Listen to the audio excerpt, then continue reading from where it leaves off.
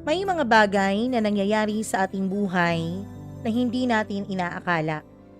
Mga bagay na buong akala natin ay magbibigay sa atin ng ligaya. Pero sa huli, ito rin pala ang mga bagay na magbibigay sa atin ng leksyon, paghihirap at pasakit sa buhay. Dear Mama Mia, matagal-tagal na rin akong nakikinig sa mga kwentong ina-upload mo sa iyong programa. Sa totoo lang, Mama Mia, pati yung mga nagdaan mong mga uploads ay pinapakinggan ko kapag wala pa po kayong bagong upload. Naging hobby ko na po ang pakikinig sa inyo lalo na kapag oras ng trabaho. Iwas boredom at pamatay na rin ang oras. Mama Mia, dahil sa dami ng kwento mong aking napakinggan, kaya naman nainganyo ako na isulat na rin ang kwento ng buhay ko.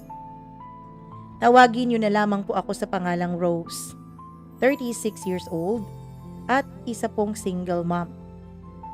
May isa akong anak na lalaki. 13 years old na siya ngayon, Mama Mia.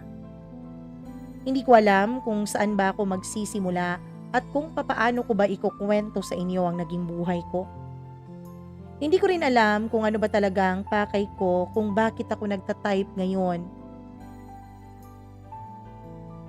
Sumulat ba ako para humingi ng advice?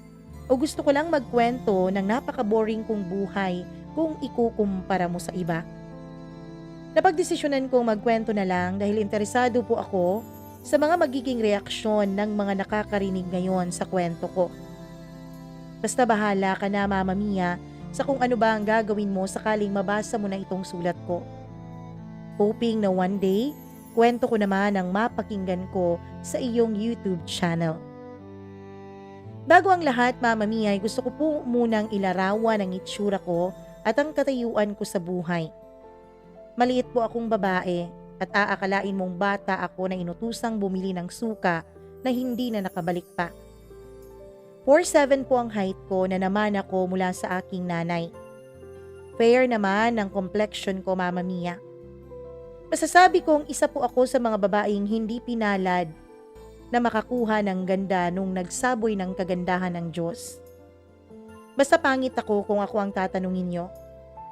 Pero wala pa namang nagsasabi sa akin ng pangit ako sa personal. Siguro nga, Mama Mia, ayaw lamang nilang magsalita. Dahil ang totoo niyan ay wala pong nakakapambuli sa akin dahil maldita raw ako. Hindi rin ako mahinhin, Mama Mia. Madaldal at palatawa. Pero demonyo kapag nagalit at nagmumura. Basta hindi ako mabait na babae. At limitado lang po ang mga kaibigan ko dahil hindi ko rin maintindihan ang aking sarili. Siguro, Mama Mia, all in one package na ako. Hindi na nga maganda, hindi pa mabait. Galing ako sa mahirap na pamilya. Nagsasaka lang po ang tatay ko at daddad kami sa trabahong bukid mula pa noong aming kabataan. Siguro, Mama Mia, ito rin ang naging dahilan kung bakit pumangit ako. Dahil po sa sikat ng araw, siguro naging mas matanda ang pagmumukha ko kumpara sa iba. 7 po kaming magkakapatid at pangatlo ako. Dahil sa hirap ng buhay, hanggang high school lang ang natapos ko. At gaya nga ng sinabi ko kanina ay may anak na ako. At dito ko sisimulan ang kwento ng buhay ko sa kung papaano ko ba nakilala ang tatay ng aking anak. Pagka-graduate ko ng high school ay dinala ako ng kakilala ko sa Maynila para mamasukan bilang isang kasambahay doon. No boyfriend since birth ako, Mama Mia. Hindi dahil sa choice ko, kundi dahil wala talagang nagtangkang manligaw sa akin kahit noong nag-aaral pa lamang ako. Siguro nga, Mama Mia, ngayon ay napatunayan ko ng pangit talaga ako.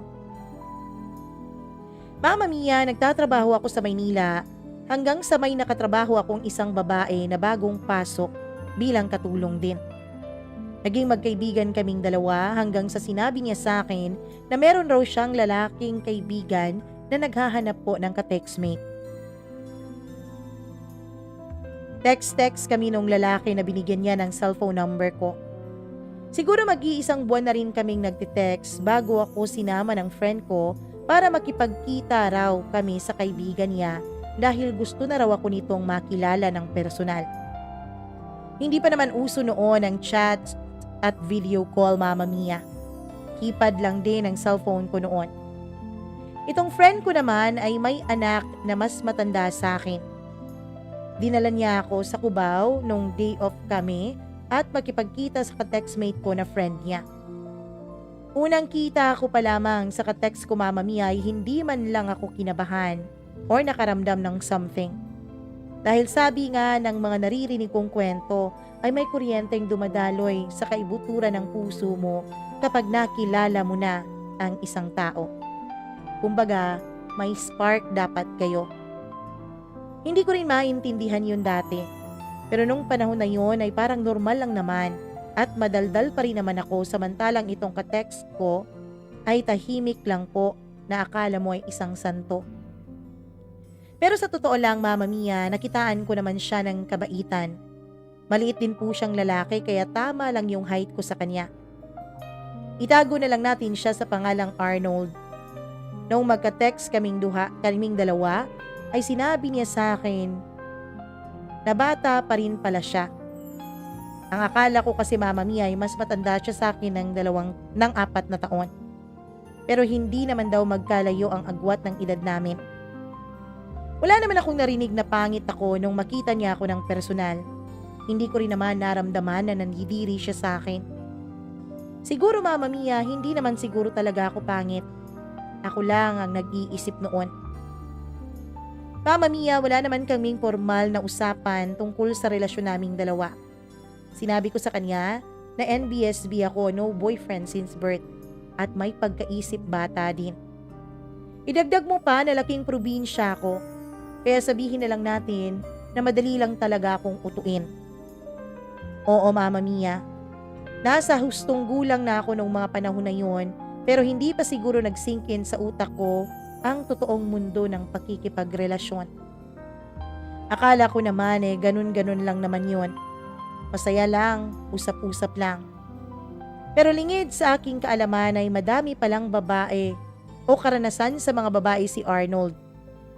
Mukha lang po talaga siyang mahiyain. Pinasama ako ng friend ko sa boarding house ni Arnold at siya ay may lakad na iba. Sumama naman ako ng walang pag-aalinlangan. Pagdating namin doon, ay tumagay muna siya ng isang bote ng Red Horse.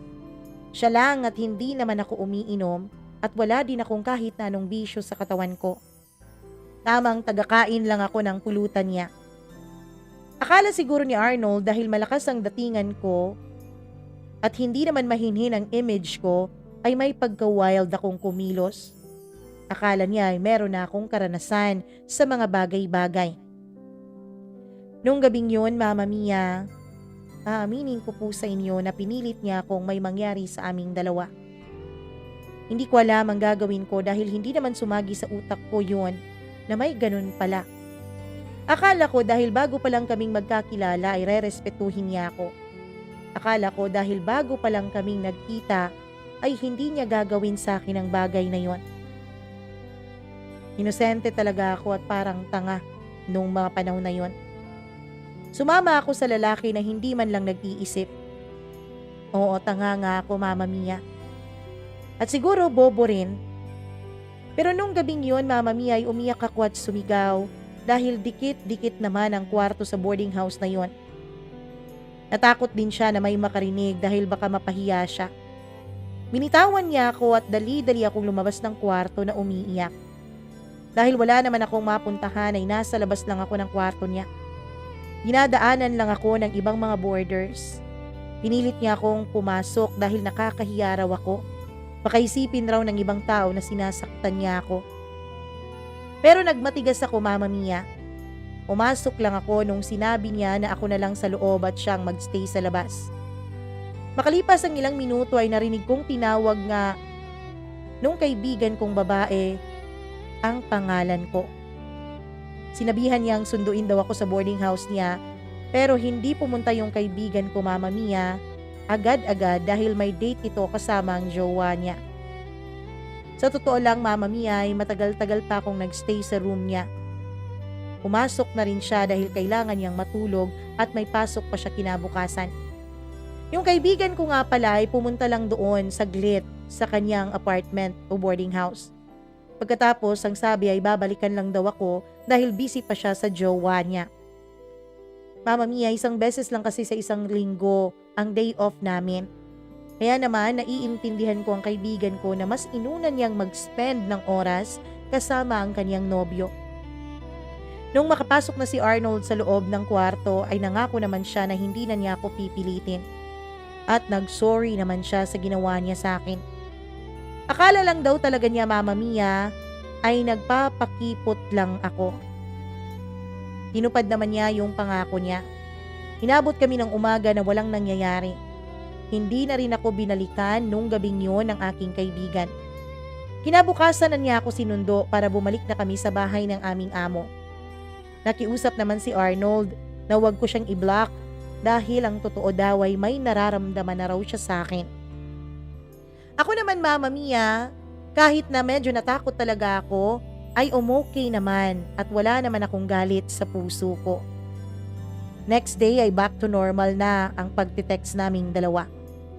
Napanatag naman ang loob ko sa kanya kahit ganun ang ginawa niya sa akin nung unang araw na magkakilala kaming dalawa.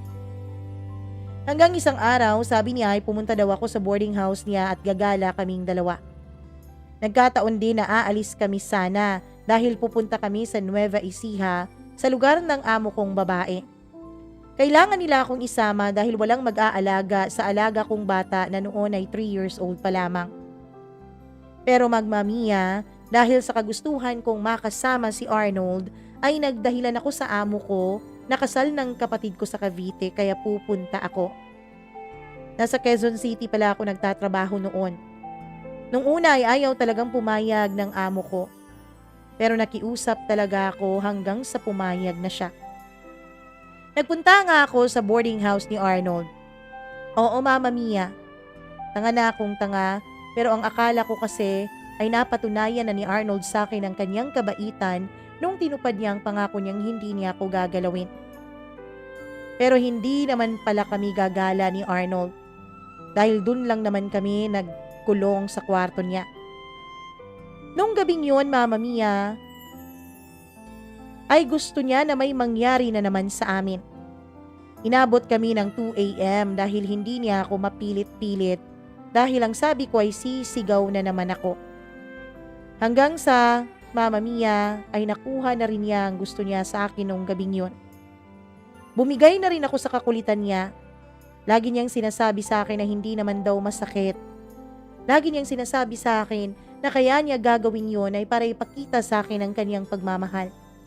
Gusto niya raw patunayan, Mama Mia, na mahal niya ako. Hinatakpan niya ng panyo ang bunganga ko kasi parang sisigaw na ako sa sakit. Nung matapos na siya ay nagbanyo agad ako at naghugas dahil dinugo po ako.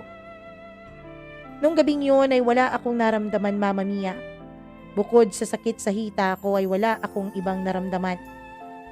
Hindi ko naramdaman yung napapanood kong sinasabi nila na makakakita ka daw ng parang mga fireworks sa ulap. Dala lang siguro yon ng curiosity kaya pumayag na rin ako na may mangyari sa amin.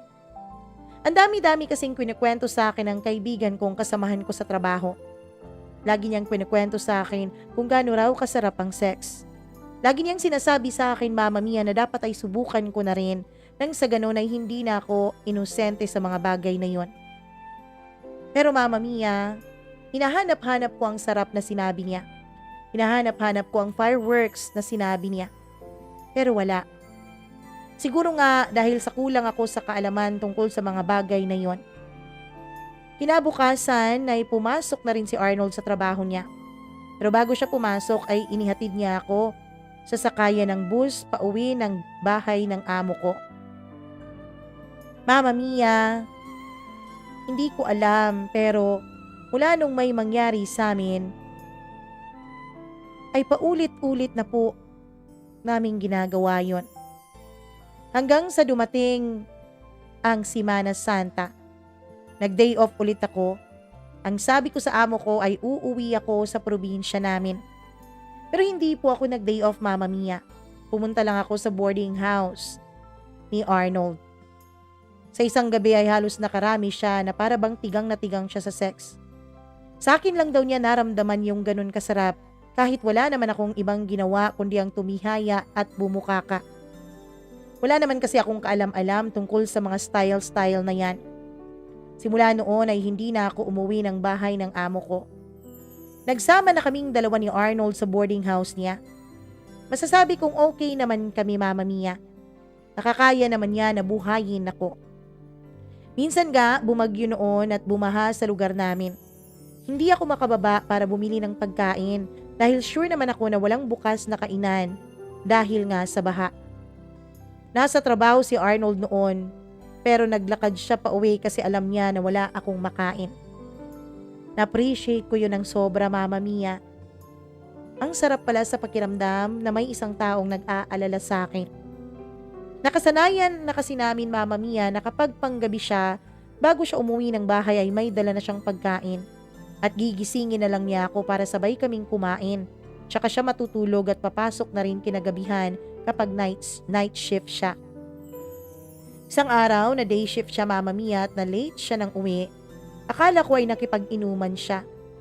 Pero kaya pala siya na late ay binilhan niya ako ng tsinelas. Nahirapan daw kasi siyang pumili. At naalala ko, Mama Mia, na medyo mamahalin pa ang binili niya para sa akin.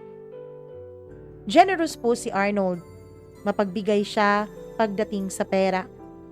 Minsan nga sabi niya pag may gusto akong bilhin ay kumuha lang daw ako sa pocket o wallet niya. Binibigyan din niya ako ng 500 pesos per week para raw allowance ko. At nauubos ko naman yon in 2 to 3 days lang. Malapit kasi kami sa fast food chain at doon nauubos ang pera ko sa pagkain. Kaya minsan pag nawawala yung mga barya niya sa bulsa ay alam na niya yon at natatawa na lang siya. Mabait talaga si Arnold, Mama Mia.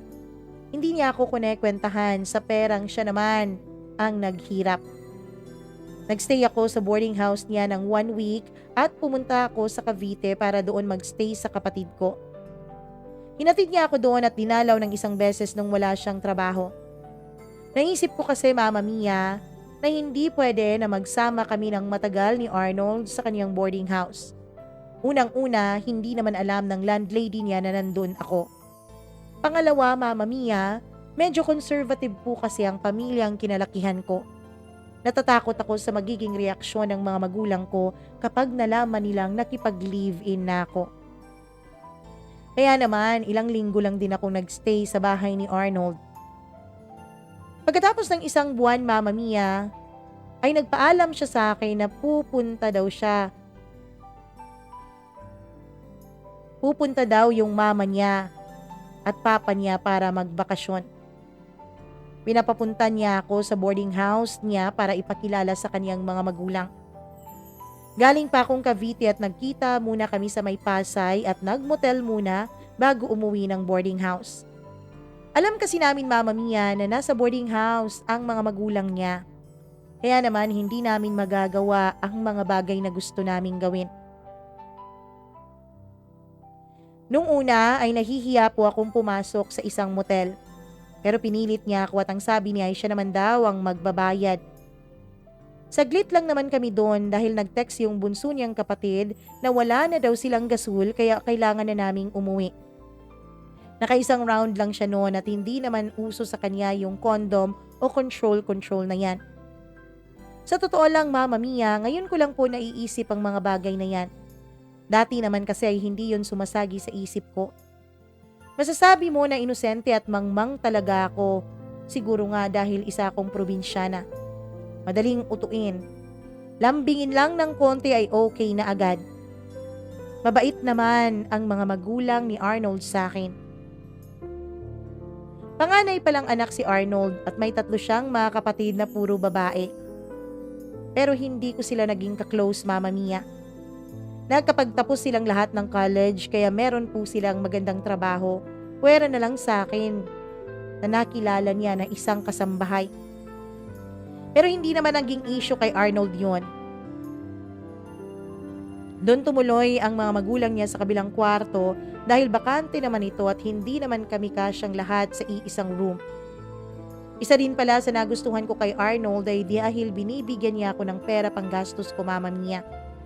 Maliit lang pero masaya na ako kasi hindi naman ako nasanay na may pera. Dahil galing nga ako sa pamilya na walang-wala. Kaya hindi issue sa akin, Mama Mia, kung maliit lang ang binibigay niya sa akin. Mama Mia, dun ko rin natuklasan dahil magkasamang yung mga magulang niya na batang lalaki na sa pagkakaalala ko ay kakadalawang taon pa lamang nung mga panahon na yun. Papa po ang tawag niya kay Arnold.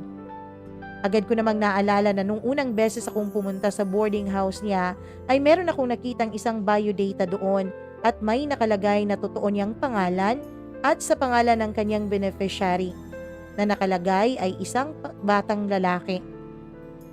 Kaya napagtanto ko na anak niya yon, pero hindi nila ito sinabi sa akin ng personal.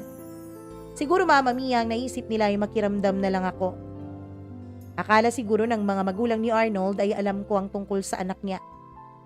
Hindi rin sinabi ng parents niya dahil siguro ay iniisip nila, Mama Mia, na nasabi na nga ito ni Arnold sa akin. Hanggang sa napakwento yung mama niya tungkol sa bata at sa dating kinakasama ni Arnold. Hindi naman sila kasal at iniwan daw yung bata sa kanila at umuwi yung babae sa lugar nila at simula noon ay hindi na ito bumalik pa. Bali-balita na nag-asawa na raw ito ng iba. Sila na daw ang nagpalaki sa anak ni Arnold. Kaya nasigurado ko na anak nga ito ni Arnold base sa kwento ng mama niya. Hindi ko na rin siya kinumpronta dahil para sa akin ay okay lang naman. Wala pa naman ako nung mga panahon na may anak siya at nagkaanak sila. Hindi ako ma-issue na babae noon, Mama Mia. Parang wala akong pakialam dahil lang totoo ay sapat na sa akin ang nararamdaman kong pagmamahal ni Arnold sa akin. Hindi nga ako nasaktan o nakaramdam ng masakit kahit natuklasan ko na may inilihim na anak sa akin si Arnold. Wala akong galit na nararamdaman. Lumipas ang 2 linggo at umuwi na yung parents niya sa probinsya nila. Masasabi ko na okay kami at okay ako sa parents niya. Habang wala siya ay nag-ikot-ikot ako para bumili sana ng makakain sa karinderya at may nakita ko na may hiring doon, Mama Mia. Hinatid kasi ni Arnold ang mga magulang niya noon sa sakayan ng bus. Kaya naman nag-apply ako agad dahil naisip ko na wala naman akong ginagawa sa boarding house. Bakit hindi na lang ako magtrabaho? At least makakalibre na ako ng pagkain, may sweldo rin ako. Natanggap ako, Mama Mia, at hindi ko sinabi kay Arnold na magtatrabaho ako. Ang akala niya ay magsistay lang ako sa boarding house niya.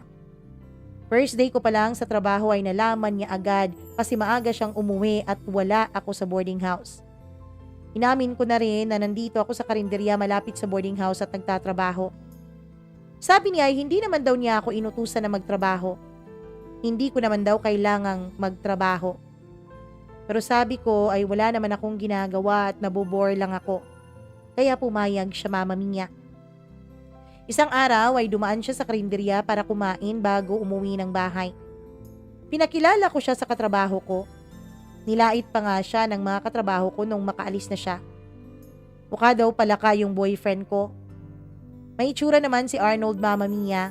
Matangos ang ilong niya. Fair din yung skin complexion niya pero maliit talaga siyang lalaki.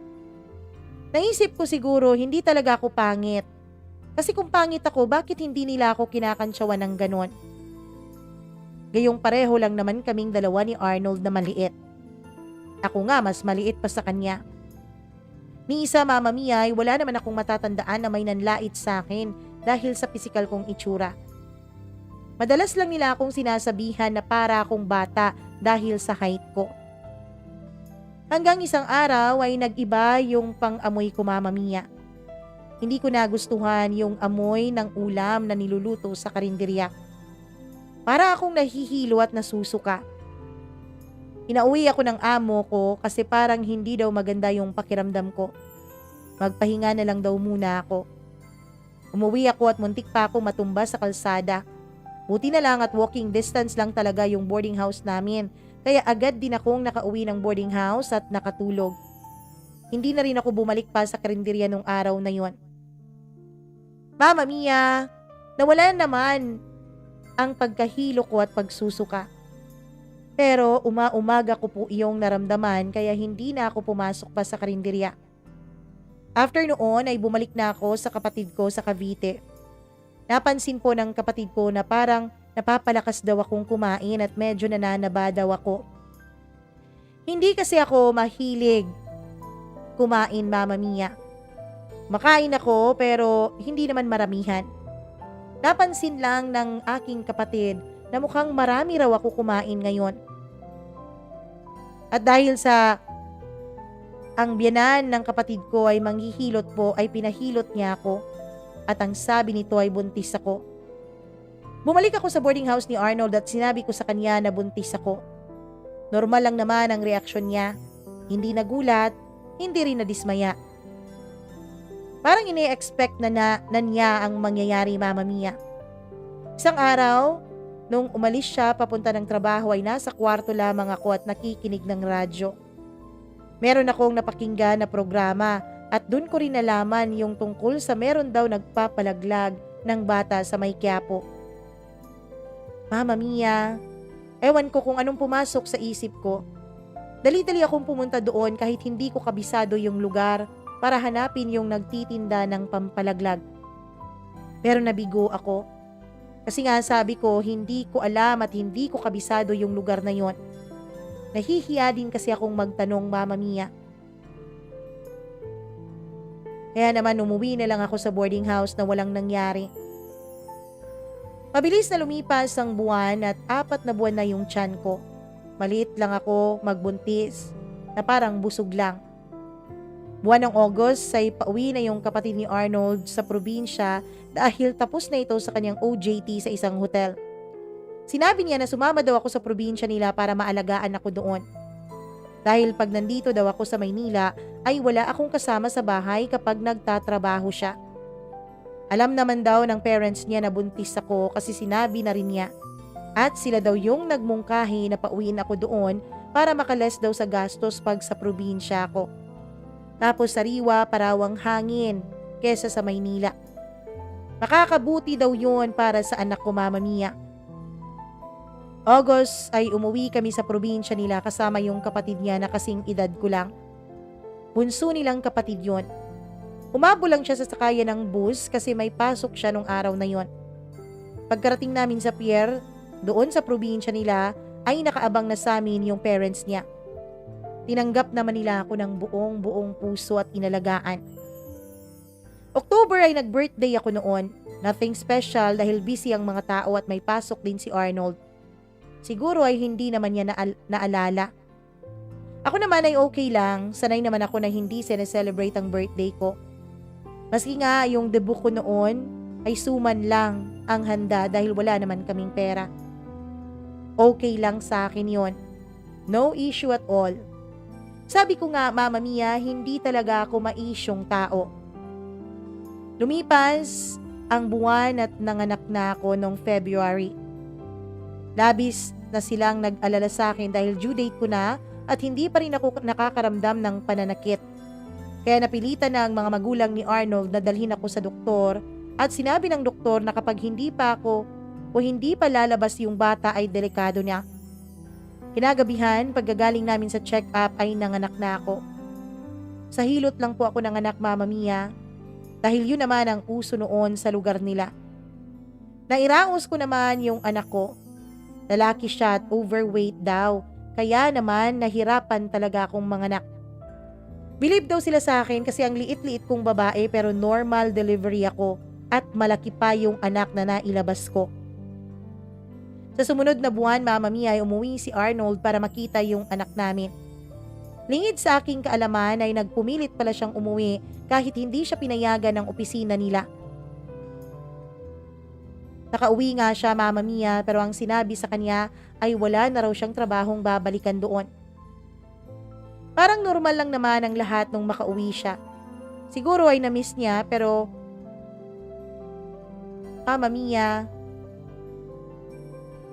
parang ang pakiramdam ko ay yung bata lang ang na-miss niya. Di ba dapat ay miss na miss namin yung isa't isa kasi ilang buwan din kaming hindi nagkita? Pero ewan ko ba, Mama Mia. Abnormal din siguro talaga ako dahil kahit ako ay hindi naman nakaramdam ng sobrang pagkamiss sa kanya. Kakapanganak ko pa lang at ayaw ko pang magpagalaw sa kanya noon o kahit tumabi man lang. 1 week lang siya na nagstay doon sa probinsya at kailangan na niyang bumalik sa Maynila. Unang gabi pa lang niya sa bahay ay ayaw kong tumabi dahil ang dahilan ko ay amoy alak siya. Uminom kasi siya kasama ang mga pinsan at kaibigan niya. Dahil sa kalasingan ay nakatulog din naman siya kaagad. Kinabukasan ay hindi naman siya lasing pero wala din naman nangyari sa amin. Hanggang sa hindi ko na maalala ngayon habang sinusulat ko kung may nangyari ba sa amin bago siya bumalik ng Maynila nung umuwi siya ng 1 week. Mama Mia, yun po ang issue ko sa aking katawan. Hindi po talaga ako mapaghanap sa sex. Hindi gaya ng mga naririnig ko na yung iba ay nagkakasala pa at may mga kabit-kabit pa dahil hindi daw mapigilan ang tawag ng laman. Ako din yung babae na ni minsan ay hindi nagloko o nakipag-text sa ibang lalaki. Kahit sabihin pa natin na parang wala naman akong natandaan na meron kaming formal na usapan tungkol sa relasyon naming dalawa ni Arnold.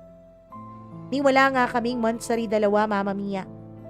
Naisip ko noong nabuntis lang ako na kaya kong pangatawanan ko yun. Total ay hindi naman ako pinabayaan ni Arnold at ang parents niya. Nakalibutan kong banggitin na habang nagbubuntis ako, Mama Mia, ay pinapadalhan po ako ni Arnold ng pera sa pamamagitan ng mama niya. Okay lang naman ako basta may pagkain. Sabi ko nga, hindi talaga ako ma-issue na tao lalo na pag sa pera. Importante buhay. Ganun lang kasimple ang utak ko noon. Bumalik siya ng Maynila para magtrabaho pero wala na siyang binalikang trabaho. Sumubok siyang mag-apply ng iba pero nagkataon na nagkasakit siya kaya nanatili siya sa boarding house at kapatid niya yung nagbibigay ng pagkain sa kanya at pambayad sa boarding house na yon. Naalala ko pa, Mama Mia, na nung minsan nagsabi ako kay Arnold na bigyan niya ako ng pera kasi gusto kong mamili ng gamit para sa anak ko, ay hindi niya ako nabigyan dahil nagkataon naman na nag-ambagan sila ng mga kapatid niya kasi humingi po ng motor yung papa niya. Okay lang sa akin yon. Nakontento na lang ako sa palampin-lampin para sa anak namin. At dahil nga wala na siyang trabaho noon ay mas lalo siyang hindi na nakapagbigay ng pera sa akin. Sa bagay, dati pa naman na wala naman akong pera na natatanggap, Mama Mia. Wala naman kasi kaming masyadong ginagastos. Pinapadede ko naman sa akin ang anak ko. Malaga din naman yung mama niya at sa pagkain, Mama Mia, ay binibigyan naman niya ako ng mga masustansyang pagkain para raw lumakas ang gatas ko. Isang araw habang kausap ko sa call yung kaibigan ko ay kinausap ako ng mama niya. Na bakit iba daw yung kausap ko at bakit daw ako tinatawagan. At bakit daw hindi ko tinatawagan yung anak nila na alam kong may sakit daw. 1 linggo na kasing may sakit noon si Arnold. Bakit daw hindi ko man lang ito kinakamusta? Ni wala daw silang narinig o nakitaan ng pag-aalala sa akin. Umiyak lang ako, Mama Mia, nung kinausap na ako ng mama niya. Sa totoo lang, simula naman noon ay hindi naman talaga ako palatawag kay Arnold. Kung tatawag siya, edi okay. Pero kung hindi, okay pa rin. Hindi ako sweet na babae. Wala rin akong plano sa buhay na maging ganon. Sumusunod lang po ako sa agos ng buhay, Mama Mia. Isang araw ay umalis yung mama niya para magsimba at kami lang ng anak ko ang naiwan sa bahay. Nakasanayan naman talaga ni Mama na ilapag yung cellphone niya sa ibabaw ng TV. Hindi ko alam pero naisipan kong buksan yon. Keypad din ang cellphone na ito kagaya ng sa akin at wala pong password yon. First time ko yung ginawa, Mama Mia. First time kong nagbasa ng conversation na hindi naman akin. Nabasa ko po yung conversation nila ni Arnold pati na yung mga iba pa niyang anak. Nakita ko na sabi ng mama niya kay Arnold ay hindi daw ako marunong makisama. Ang tagal-tagal ko na raw sa kanila pero para pa rin daw akong bisita. Ako kasi yung babae na gusto kong palaging mapag-isa at madali po akong mairita sa mga bagay-bagay lalo na nung nakapanganak na ako. Mama Mia, mabilis po akong mainip kaya gusto ko ay lagi lang akong nag-iisa. Ayoko kasi na mairita ako sa isang tao tapos mapagsabihan ko pa siya ng masama. Ayoko din yung usapan na seryoso lalo na kung older sa akin ang kaharap ko. Minsan kasi ay tinanong ako ng mama ni Arnold, what if daw bumukod na kami ni Arnold ng bahay? Kaya ko ba daw alagaan yung anak ko, pati pa yung isang anak ni Arnold, yung panganay niya. Isa pa, Mama Mia, bali-balita din noon na yung ex niya ay umuwi na at iniwanan yung bata sa kanila. Bali-balita daw noon na yung ex niya ay umuwi na, yung nang iwan ng bata sa kanila. Buntis daw ito bago umalis noon. In short, Mama Mia, dalawa na po ang anak ni Arnold dun sa dati niyang kinakasama. What if lang naman daw, matatanggap ko ba raw na nasa amin ang dalawang anak ni Arnold at ang anak ko pa? Pero ang sabi ng mama niya ay mukhang wala naman daw balak ibigay ng babae yung bata kay Arnold dahil may asawa na rin atong iba. Babae yung anak niya sa pangalawa at lalaki yung sa akin na siya namang pangatlong anak niya. Mama Mia, kahit na may nalaman akong gano'n ay hindi pa rin ako masyadong kumibo noon. Mama Mia, isa pa ay sa cellphone ng mama niya sinabi ng kanyang ina kay Arnold na bakit daw ako pa ang pinili niyang pakisamahan. Meron naman dawng iba. May binanggit pa siyang pangalan. Isang pangalan ng babae na matutulungan daw si Arnold na makapagtrabaho kasi nakapagtapos raw ito ng pag-aaral. Bagay raw sila ni Arnold. Ang sabi naman ni Arnold, Mama Mia, ay nandyan na raw ako at wala na siyang magagawa pa. Pero nabasa ko rin, Mama Mia, na sinabi noon ni Arnold na isang beses lang daw akong magkamali ay hihiwalayan niya ako. Ibig sabihin pala ay naghihintay lang si Arnold na ako ay magkamali. Kinausap din ako ng mama niya na pagkaya ko na daw ay mag-aral raw ako ng college. Sila daw ang bahala. Mas okay daw kapag nakapagtapos ako. Umuo lang ako, Mama Mia, pero may pagkimkim na akong nararamdaman noon. Simula noon ay nagbago na ako. Nandyan yung sinisigawan ko na yung panganay niyang anak kapag naging makulit. Nandyan yung hindi na ako kumakain kaya nagagalit sila sa akin. Dahil ano daw ang ipapadede ko sa anak ko kung hindi ako kumakain. Ang mahal-mahal daw ng gatas.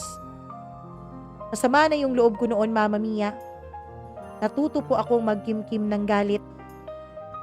After a week, siguro katapusan ng May, ay nagpaalam ako na uuwi sa probinsya namin. Nasa Masbate kasi noon ako, Mama Mia, at uuwi ako sa amin sa Iloilo. Sinabi ng mama niya na masama daw na itawid sa dagat yung bata na hindi pa nabibinyagan. Umuwi naman si Arnold galing Maynila para iparehistro yung anak namin bago ako umuwi. Sa totoo lang, Mama Mia, nung nalaman nila na gusto kong umuwi ay kunyari pa silang concern na concern sa akin. Kunyari ay nag-aalala sila.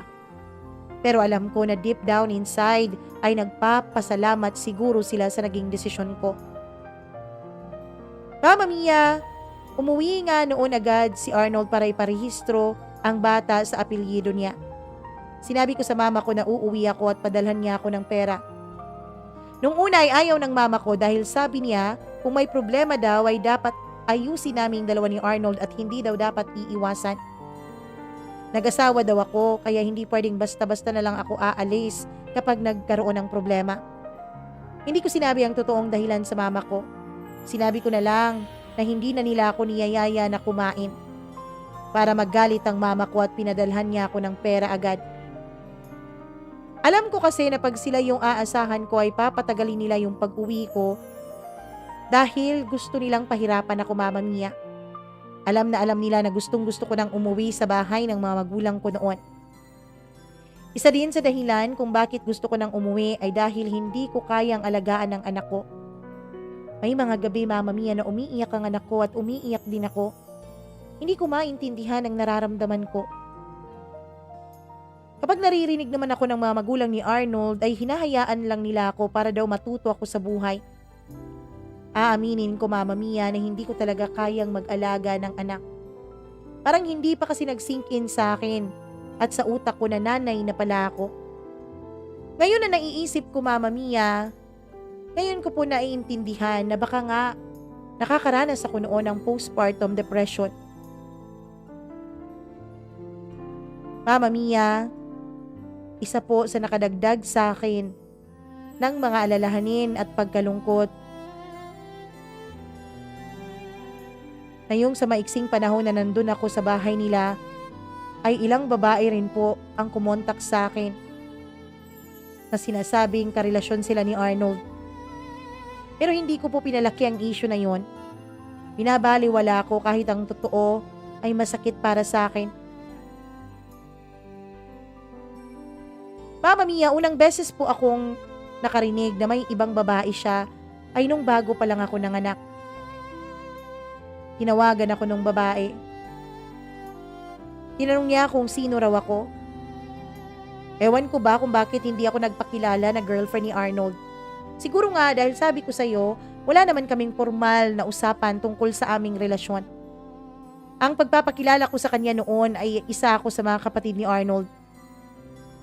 Sinigurado daw niya kasi nagpaalam daw si Arnold na uuwi dahil may aasikasuhin. Hindi siguro alam nung babae na uuwi si Arnold noon dahil nanganak ako. Pero pagkatapos nung sinabi niya na girlfriend siya ni Arnold ay sinabihan ko siya na ako ang asawa ni Arnold at kakapanganak ko pa lamang. Nagalit yung babae at sinabi niya na wag raw akong magsinungaling dahil kung hindi, babawiin niya lahat ng binigay niya kay Arnold. Mama Mia, maging ang cellphone na hawak-hawak ko noon at gamit-gamit ko ay ang girlfriend para niyang nagbigay sa kanya. Pero hindi ako nagalit kay Arnold. Oo, may sakit akong naramdaman pero hindi ko na pinalaki pa. Ang naging mahalaga sa akin noon ay ako ang inuuwian niya. Ako ang kasama ng mga magulang niya sa probinsya. Sa totoo lang, Mama Mia, sa dami-dami ng babaeng tumatawag sa akin at nagpapakilala bilang kanyang girlfriend, kung minsan ay binibiro ko na lang at pinagtitripan ko na lang yun kapag naboboard ako. Isang beses nga, merong babaeng tumawag sa akin. As usual, babae na naman niya. Mahinahon naman ang salita at nagtanong kung sino daw ako. Hindi ko alam, Mama Mia, kung saan nila nakukuha ang cellphone number ko. Sabi ko doon sa babae ay ako ang nanay ng anak ni Arnold. Sinabi ng babae na nagpakilala raw si Arnold sa kanya bilang isang binata at niligawan raw siya. Sinabi niya rin na nakuha niya yung CP number ko sa cellphone ni Arnold. Naintriga daw siya dahil kakaiba yung pangalan ko sa phone book nito. Medyo may pa-design daw. Wala kasing password ang CP ni Arnold noon kaya madaling buksan. At hindi naman yun mabubuksan kung hindi sila nagsama or nagkasama. Kasi hindi naman siguro ito kusang loob na ibibigay mismo ni Arnold yung cellphone number ko sa babae. Kaya naisip ko, Mama Mia, inuuwi niya ito sa kanyang boarding house. Tulad ng nangyari sa akin noon. Aminin ko na habang parami yung babaeng nagte-text sa akin at magme-message sa akin, unti-unti akong nasasanay. Nawawala na po yung sakit. At nung bago nga ako umuwi sa probinsya namin sa mga magulang ko, ay pinarehistro ni Arnold ang anak ko sa kaniyang pangalan. Sa totoo lang, Mama Mia, babait naman si Arnold. Hindi naman siya yung tipikal ng lalaki na nananakit ng pisikal. Alam ko kasi, Mama Mia, na may pagkukulang din ako. Mababaw lang kasi ang pasensya ko at isip bata pa ako. Naalala ko din minsan, Mama Mia, na nabanggit niya sa akin noon ang tungkol sa kasal pero wala lang naman sa akin yun. Parang out of nowhere lang na nabanggit niya. Kaya hindi na ako nag-dig in pa doon. 4 months na po noon ang anak ko nung inuwi ko siya sa Iloilo. Hinatid kami ng parents niya sa pier kasi si Arnold ay bumalik na agad sa Maynila bago pa ako makauwi ng Iloilo. Sinabi niya na aalagaan ko daw ang anak namin at pag nakahanap na daw siya ng work ay susunod kami sa kanya sa Maynila para magkasama na kami buong pamilya.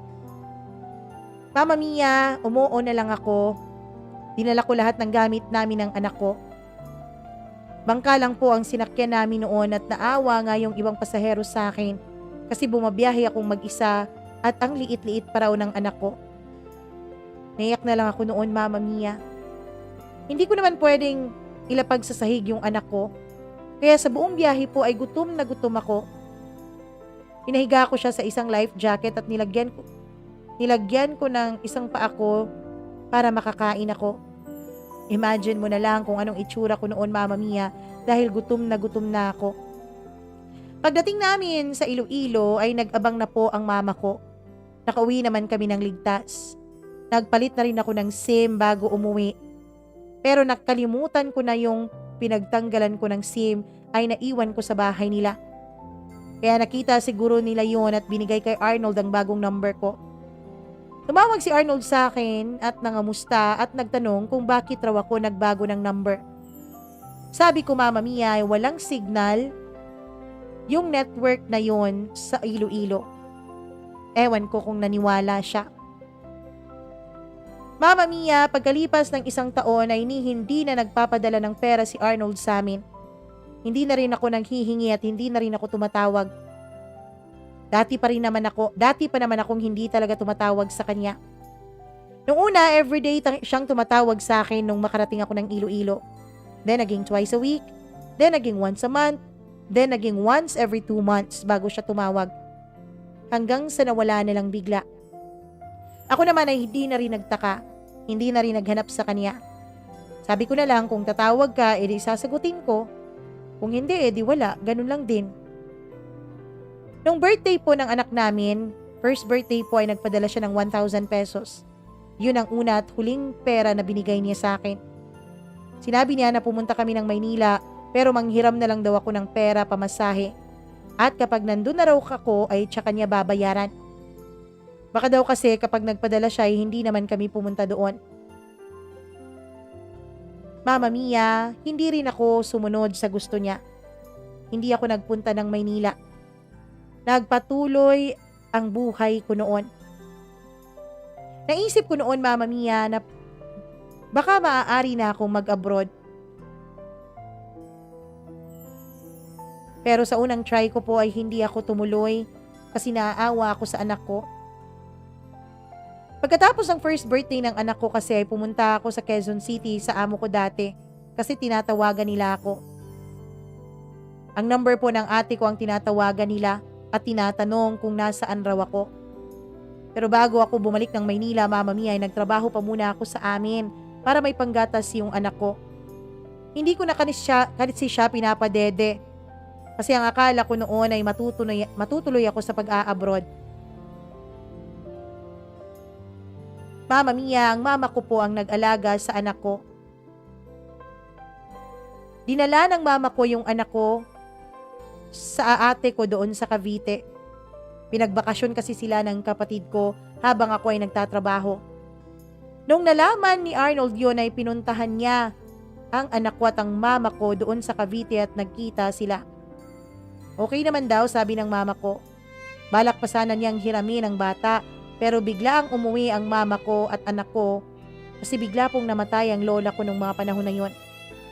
Kaya ayun, 1 beses lang nakita ni Arnold yung anak niya. After noon, ay madalang pa rin siyang kumontak sa akin. Ako naman ay hindi rin nagtatawag sa kanya. Pero kahit na ganoon, Mama Mia, ay hindi pa rin talaga ako nagkaroon ng panibagong lalaki sa buhay ko. Bumalik ako sa Quezon City, December po yun. Hindi niya alam yon na nakabalik na ako. February, bago ang second birthday ng anak namin ay tumawag ako sa kanya around 11 p.m. Babae ang sumagot. As usual, nagpakilala na naman itong girlfriend niya. Ano pang bago doon? Kinabukasan, tumawag siya sa akin at kinumpirma kung ako ba daw ang tumawag kagabi. Sabi ko oo at girlfriend niya ang sumagot. Pero dahil babaero siya, syempre hindi siya umamin. Sabi niya wala lang daw yun, kaibigan niya lang daw. Sinabi ko, Mama Mia, na nandito na ulit ako sa Cavite pero ang totoo ay nasa Quezon City pa rin ako. Sabi niya kung totoo daw ay pakausap ko raw sa kanya ang kapatid ko. Hindi kasi siya naniniwala sa akin, kaya hinayaan ko na lang. Nagtrabaho na lang ako at simula nung last kita namin dun sa bahay nila, bago kami umuwi ng anak ko sa Iloilo ay hindi na kami nagkita pa ever. Never na rin ako nag-attempt na puntahan siya kahit alam ko kung nasaan siya nakatira. Doon pa rin sa dating boarding house na tinitirhan namin. Mama Mia, pinapunta ko yung mama ko at anak ko sa Cavite para doon mag-celebrate ng birthday niya. Nung araw ng birthday ng anak ko ay nasa MOA po ako noon. Hindi ko ine-expect na tatawag si Arnold. Ang sabi niya pupuntahan niya kami. Nag-antay naman kami pero last minute nag-text siya na hindi siya makakarating kasi kailangan niyang pumasok sa trabaho at may emergency daw. Okay lang, yun ang naging sagot ko sa kanya. Kinabukasan nag-text ulit yung number niya. Akala ko siya pero yung girlfriend niya pala ang may hawak ng cellphone niya. Sabi ng babae, wag na wag ko na raw silang guguluhin. Kung gusto ko daw ng tulong sa pera ay tutulong sila. Sabi ko naman isaksak niya sa baga niya yung pera nila. And for your information, hindi ako naghahabol kay Arnold. Si Arnold ang tumatawag at nagtitext sa akin. At maghahabol man ako, meron din akong karapatan kaysa sa kanya kasi may anak kaming dalawa. Nakipagtarayan ako doon sa babae, Mama Mia. Ang sabi pa niya, makikipagkita daw si Arnold sa akin bukas at sasama siya. Sabi ko, edi sige. Excited pa nga ako eh. Pero hindi naman sila dumating. Hanggang sa napag-alaman ko, Mama Mia, nakasal yung babae na yon sa dati niyang asawa at meron silang isang anak. Pero si Arnold ay wala pa silang anak po at hindi pa ikinakasal. Alam ko naman na if ever bumalik nga ako dala ang bata namin, ay hindi rin ako tatanggapin ni Arnold. Kasi ang buong akala ko, Mama Mia, ay nawala na siya ng pagmamahal sa akin. Pero ang sabi ng mga kaibigan ko, lalo na yung kasamahan ko sa trabaho na kaibigan rin niya, ay mahal na mahal pa rin daw ako ni Arnold. Sadyang hindi lang daw niya talaga maintindihan ang isip ko noon. Sadyang pakiramdam lang daw talaga niya ay hindi ko siya minamahal dahil hindi man lang ako nag-e-effort para sa relasyon naming dalawa. Pero hindi ko pa rin pinakinggan ang mga kaibigan ko.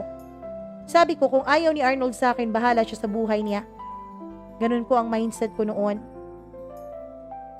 Mama Mia, napag-alaman ko rin na 2 babae pala ang nagpang-abot sa boarding house na tinitirhan ni Arnold at pinapapili pa siya. Ang kwento sa akin noon ng kaibigan ko, Mama Mia, ay grabe daw talaga ang nangyari. Tumawa na lang ako at sinabi kong bakit naman nila pag-aagawan yung lalaking yon eh hindi naman kagwapuhan.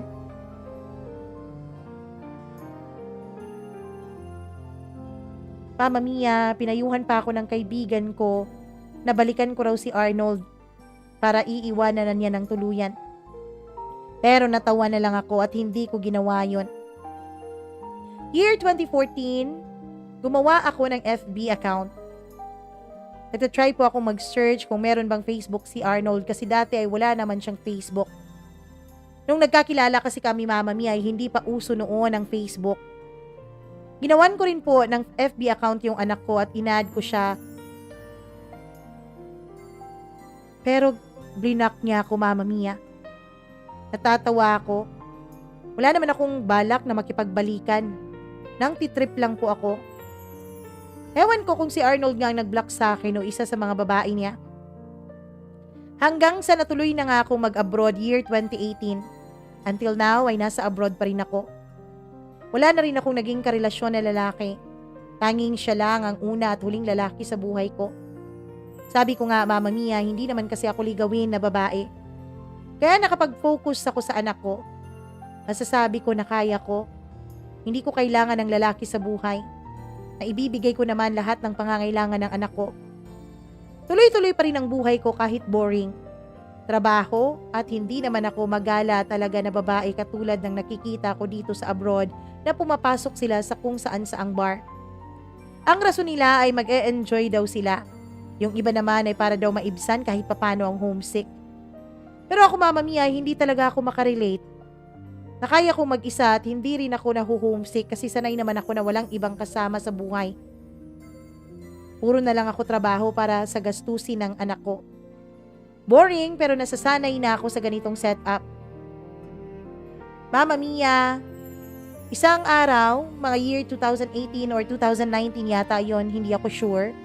Nagulat ako nang nilike ng FB account ng mama ni Arnold ang isa kong post. Ang picture na pinost ko, Mama Mia, ay nilike niya rin yung bago ko pang post. Hanggang sa pati yung luma kong post ay nilike din niya. In short, ay inisa-isa niya yung mga post ko. Hindi ko alam, Mama Mia, kung sinasadya ba niyang i-like yun, pero 3 magkakasunod na photos po ang na-like niya. Mga photos na ilang buwan na po, na ilang buwan nang naka-upload. Siguro nga ay nagsustalk siya sa akin at accidentally ay na-like niya ang picture na yun. After ilang days ay nag-message sa akin ng mama niya at nangangamusta. Sabi ko okay naman ako at nasa abroad ako. Humingi ng sorry sa akin ng mama niya dahil sa mga nangyari sa amin noon. Wala naman talagang nangyari pero sabi ko okay. Nagtanong rin siya kung bakit hindi na ako bumalik sa Masbate. Sabi ko ay hindi naman kami pinapadalhan ng pera noon ni Arnold kaya wala akong pampamasahe. Wala akong work at walang pera. Mama Mia, ang sabi ng mama niya ay nasa Maynila na raw sila nakatira kasi doon na rin nag-aaral ang panganay na anak ni Arnold. Sabi ng mama niya ay ipasyal ko daw ang anak ko sa kanila pagka-uwi ko para makilala naman nila. Sa isip ko kung gusto niyong makita ang anak ko ay pumunta kayo sa kung saan siya. Bakit kami pa ang pupunta? Bakit kami pa ang mag-e-effort? At hello, ilang taon na ang nakalipas. Ngayon pa nila naisip na magparamdam. Pero sa isip ko lang yun, Mama Mia, dahil wala naman akong balak na makipag-away. Hanggang sa isang araw ay merong bisitang dumating sa bahay namin sa Iloilo. Kabarkada daw yun ni Arnold at inutusan daw ni Arnold na puntahan ng anak ko. Sa paghahanap nila ng bahay namin ay nakasalubong nila ang anak ko sa kalsada na noon ay nagbebisikleta. Kamukhang kamukha daw ni Arnold ang anak ko kaya nakilala nila kaagad. Minsan kasi natanong sa akin ni Arnold yung address namin kaya alam niya. Nakausap niya yung anak niya at gaya ng inaasahan ko, di naman sila close sa bata. Pero pinapaalala namin sa anak ko kung sino ang tatay niya at alam ng bata yung pangalan niya. Pero hindi pa siya nakikilala ng personal ng anak ko. Kasi nung unang beses na nagkita silang dalawa, dun sa Cavite, sa bahay ng kapatid ko, ay batang-bata pa po ang anak ko noon. Sabi ko, Mama Mia, ay hindi naman siguro importante na makilala at makita pa ni Arnold ang anak niya. Wala naman siyang naging ambag sa pagpapalaki ko doon. Akala ko nga ay magbibigay ng pera si Arnold sa anak ko pero wala naman. Tinanong lang daw yung anak ko kung ano ang gustong regalo sa Pasko. Sabi ng bata, bike. Pero ang ending, Mama Mia, wala namang bike na dumating mula sa papa niya. Ako na lang ang bumili ng bike para sa anak ko para hindi na lang ito masyadong masaktan. Isang araw ay tumawag si Arnold sa akin gamit ang account ng kapatid niya sa Messenger. After many years ay ngayon lang kami ulit nag-usap at video call pa. Unang kita ko sa kanya sa video call ay ganun pa rin. Normal na tao pa rin at walang spark o hindi man lang ako kinabahan. Nandun yung excitement kasi matagal-tagal rin kaming hindi nag-usap. Nalaman ko na sila pa rin pala nung babae na nang-away sa akin noon. It means 10 years na yung anak namin ay ganun din ang relasyon nila ng babae. Nangyari itong video call na ito, Mama Mia, taong 2020. Wala pa rin silang anak nung bago niya. Di rin sila kasal kasi kasal yung babae sa una nitong kasama. Sabi ni Arnold, Mama Mia, yung babae daw kasi ang tumulong sa kanya para makapasok sa kanyang trabaho. Kaya malaki daw ang utang na loob niya dito. Wala naman akong pake sa explanation niya. Sabi ko, bakit ka pa nag-asawa at nagpakasal matanda ka na? Bakit di ka pa nag-asawa at nagpakasal matanda ka na? Sabi niya, meron na daw sana dati kaso iniwan naman siya. Kahit hindi niya banggitin, alam kong ako yung tinutukoy niya. Sabi pa niya, pag uwi ko daw ng Pinas ay dumaan daw ako sa Maynila at sabay daw kaming uuwi ng Iloilo. Sabi ko sa kanya, bakit ganun siya makapagsalita? Kala mo walang nangyari. Parang hindi siya nakalimot at nagpabaya sa amin ng anak niya. Bakit kung makapagsalita siya ay parang normal lang ang lahat? Sinumbatan ko siya, Mama Mia, sabi ko 10 years na ang nakalipas. Pero hindi ako galit. Sabi ko, sinasabi ko lang ang katotohanan. Sabi niya ako daw ang may kasalanan dahil hindi na ako bumalik. Nung time na yon, Mama Mia, sure ako sa sarili ko na hindi ko talaga siya mahal. At never siguro ako nagmahal talaga. Dahil hindi ko naman nagawang ipaglaban noon si Arnold. Siguro may naramdaman ako ni katiting sa kanya, pero yung totoong pagmamahal, pakiramdam ko ay hindi talaga. Mama Mia, naisipan ko ring magjowa pero hindi lalaki. Isa pong lesbiana. 4 years na kami pero isang beses lang kaming nagkita nung nakabakasyon ako sa Pilipinas taong 2021. Ewan ko ba, Mama Mia, hindi ako mapaghanap sa sex. Minsan sinusubukan kong manood ng mga malalaswang video para ma-turn on ako. Naisip ko din na tumanda na ako ay hindi ko man lang na-enjoy ang sex life ko. Sinusubukan kong pagpantasyahan yung mga macho na mga opa, artista, afam at kung ano-ano na lang. Pero at the end of the day, masaya pa rin ako kahit alone ako sa buhay. Never ako nakipag-flirt sa social media maski sa mga dating site. Minsan, nag-try ako pero nakakatamad makipag-chat talaga lalo na sa mga apam.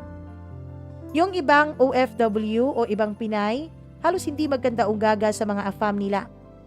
Pero ako, eto, chill-chill lang sa tabi-tabi.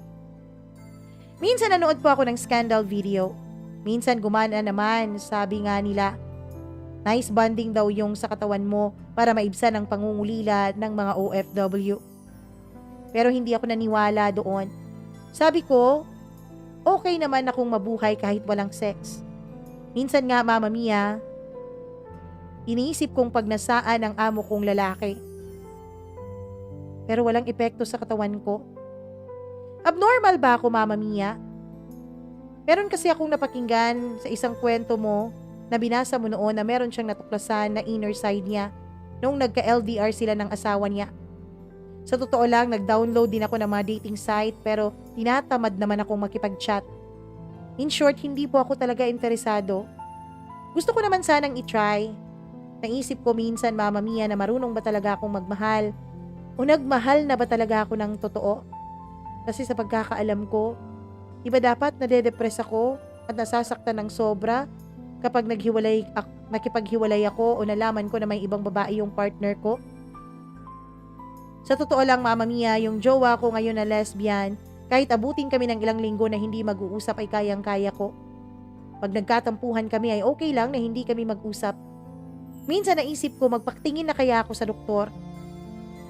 May sakit siguro ako. Pero kung pisikal ang pag-uusapan ay wala naman akong sakit, Mama Mia. Tsaka hindi naman talaga ako sakiting babae. Maliit ako pero malakas ang resistensya ko. Akala pa nga niya, kasi ilang years akong tigang ay minuminuto akong magyayaya ng sex nung naging kaming dalawa na. Pero ganun pa rin. Nung nagkita kami, kung yayain niya ako ay okay lang. Pero kung hindi, sige, yakap na lang. Hindi ako unang nagpo-provoke para may mangyari sa amin. Sa totoo lang, Mama Mia, naiinis ako kapag merong humahawak at nangangalikot sa katawan ko. Sa una, medyo nagiging okay ako. Pero kapag sunod-sunod na, ay naiirita na ako. Sa ngayon ay medyo mature na po ako mag-isip. Nagpo-focus na lang ako sa pagpapaaral ko ng kapatid ko. Natututo na rin akong mag-vlog bilang libangan ng kagaya kong OFW. Madami ang natutuwa sa akin kasi nagsishare ako ng mga tutorials at simpleng tips sa Facebook. Meron din akong mga mini vlogs. Madami akong friends sa Facebook pero konti lang ang tunay kong mga kaibigan. Sabi nila mabait daw ako pero hindi nila alam ang totoong ako kapag walang kamerang nakaharap. Ako din kasi yung tao na madaldal talaga pero hindi pala kwento ng tunay na karanasan sa buhay. Sa'yo ko lang talaga ibinahagi itong kwento ko na ito, Mama Mia. Active po ako sa social media dahil isa na po akong vlogger. Hindi naman malaki pero meron naman po akong, as of now, 200,000 plus followers sa Facebook. Yun lang kasi talaga ang libangan ko sa buhay. Kumikita naman ako pero hindi pa ganun kalaki, Mama Mia. Hihintayin ko muna na lumaki-laki ang kita ko bago ko tapusin ang pagiging OFW ko. Mama Mia, hihintayin ko po kung ano ang masasabi mo sa sulat ko. Masakit na yung kamay ko sa kakatype at sobrang haba na pala ng kwento ko. Mama Mia, maraming salamat po. At kung gusto mo pala akong i-stalk sa Facebook para mapatunayan mo na maliit talaga ako at hindi maganda, banggitin mo lang sa video mo at i-email ko sa iyo ang totoo kong Facebook account. Pero sekreto lang natin ito, Mama Mia. Atin-atin lang po ang tunay kong katauhan. Maraming salamat and more power po sa iyong YouTube channel. Lubos na nagmamahal, Rose.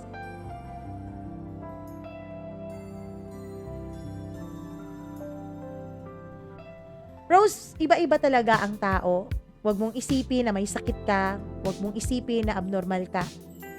Sadyang may ibang tao talaga na medyo may ganung sitwasyon. Hindi na-excite sa sex. Hindi ginugusto na may humahawak sa kanila. May mga tao talaga na gustong-gusto ang mapag-isa. Na hindi naman pwede na laging yung ibang tao ang mag-a-adjust sa atin. Hindi naman pwede na hindi natin iparamdam sa kanilang ang ating pagmamahal. Kasi unfair naman yon. Pero sa kaso mo, wala naman kayong tunay talagang relasyong dalawa ni Arthur. Arthur ba ang pangalan? Nakalimutan ko na. Pero wala naman talaga kayong tunay na relasyon. Siguro, hinahanap-hanap rin ng katawan mo at ng katauhan mo ang confirmation kapag kayo na ba. Siguro rin masyadong malakas ang pag-iisip mo.